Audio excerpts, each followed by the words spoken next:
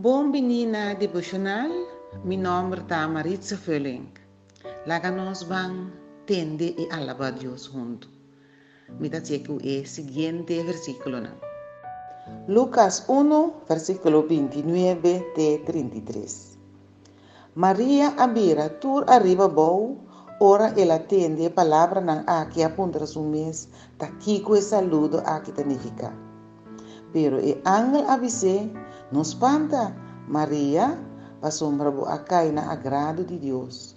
Mira, lobo sali na estado e do na luz na homem cubo misteriama Jesus. Lo eta gran homem e não lo yame yu di Altíssimo. Senhor lo dune trono de su antepassado David. Desde eternidade lo eta rei de descendiente nang de Jacob, e na su reino lo no tem fim. Lucas 1, versículo 29 até 33. Aleluia, Tata Santo, danke. Mita bini demo presença de nome de Cristo Jesus. Si Tata, mita bini demo presença e me amabo danke.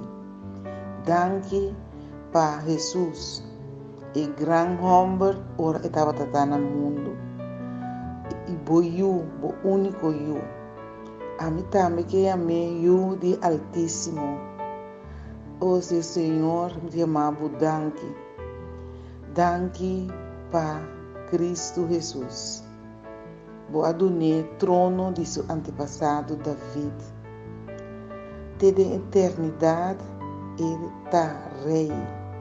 Eta rei de reina, eta rei de descendiente de Jacob, e na seu reino lo não tem fim. Oh Deus, danke conosco a parte do reino de Cristo Jesus. Nós porta soldado, nós porta discípulo, nós porta urger, nós está orgulhoso de da parte do reino de boiu Cristo Jesus. Indema danke. Danke que nos porta gente nang bom. Danke que nos porta mulher nang valente. Maneira Maria, que acai na boa agrado. Oh Deus, me te pedimos, laga mulher nang cai na boa agrado. Laga nos está útil dentro do reino. Oh sim, Senhor. Danke. Laga homer nang cai na boa agrado, Senhor. Kunang ta willing para usar dentro do reino, para abo su honor e glória, para nós porta gran mulher nang e gran homer nang dentro do reino. Oh Deus, me te pedimos bendicionar-nos de verdade. Me te pedi em nome de Cristo Jesus. Em nome de Cristo Jesus me te pedi. Amém.